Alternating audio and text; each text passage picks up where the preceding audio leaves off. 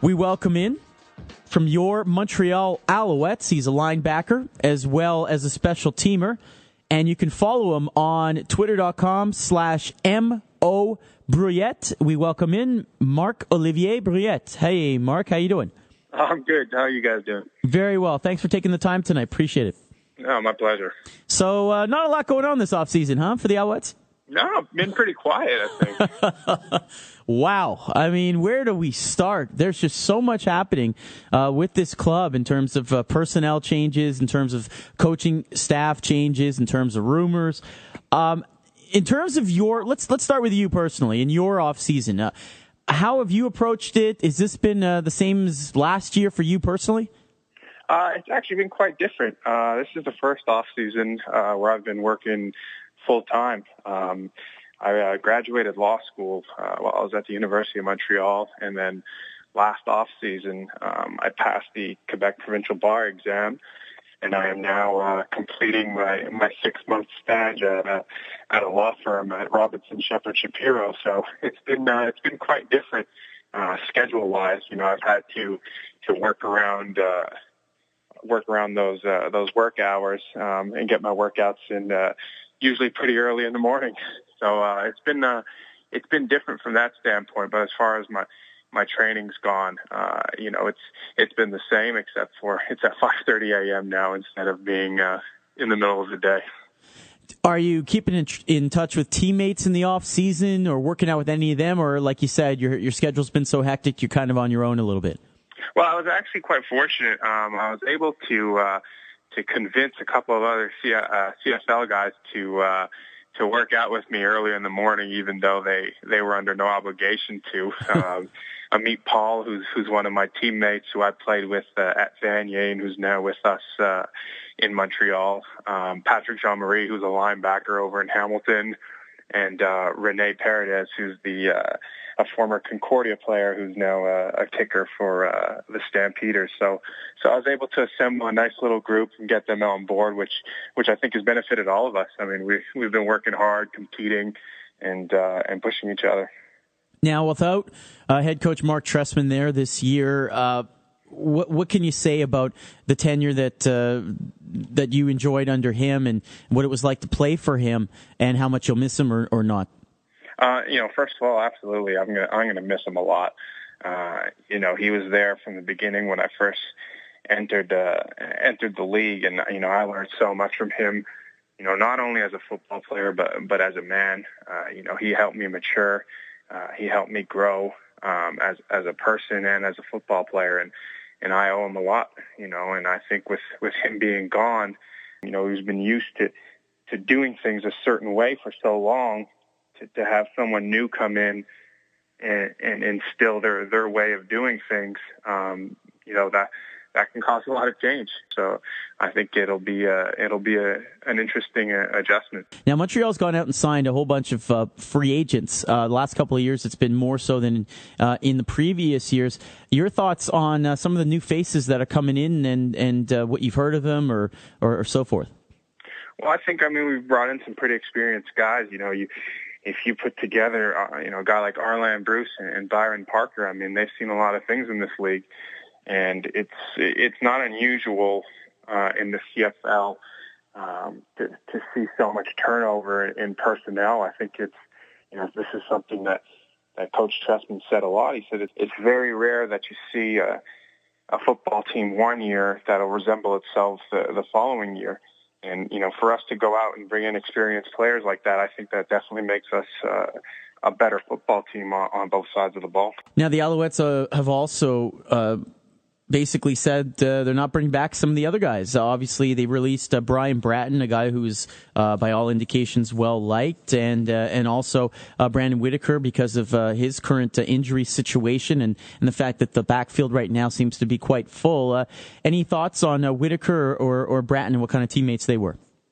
Well, first, I think Brian Bratton was definitely a consummate professional, always well prepared, took care of himself, absolute great locker room guy, and I think he'll be greatly missed in that regard. And as far as Brandon Whitaker goes, I don't think we're at a position right now where we can say for sure that he won't be back. He's got a lot going on. I mean, for a player with his skill set to go through the kind of devastating injury that he went through, in his contract year, it's a lot to handle, and I'm glad I'm not in his shoes, because he's got a lot of tough work, not only to get back into football shape, but also a lot of tough decisions, in regards to his future. He's a very well-liked guy, and I know that, everyone on the team would welcome him back with open arms. What have you heard about your new defensive coordinator? Yeah, I had a chance to meet Coach Thorpe while he was at the University of Montreal, and once I heard that he had got the job with us, I got a chance to speak to him, but also to a couple of my former teammates at the University of Montreal, and they had nothing but good things to say about him. And also, when he was with the Alouettes earlier in his coaching career, he worked with some guys who are still on our roster, and same thing, across the board, nothing but positive comments. A guy who's very passionate about football, knows his players, understands his players, and puts them in the best position possible to succeed. And I think that's all you can ask for from a coach. A coach is going to be honest with you, who's going to prepare you, and who's going to make sure that when the whistle blows, you're ready to go, and you're in a position to maximize your talent and be successful. Now, it's not official. Nobody's, from the team talking about press conferences and all that kind of stuff, but the Montreal Gazette has been reporting that Dan Hawkins is the leading candidate, if not the next head coach of the Alouettes. Is that a situation as a player that you're scouring the news and trying to find out about guys like that? Are you just waiting out the process? Are you asking about guys who have played with him before? How do you approach something like that?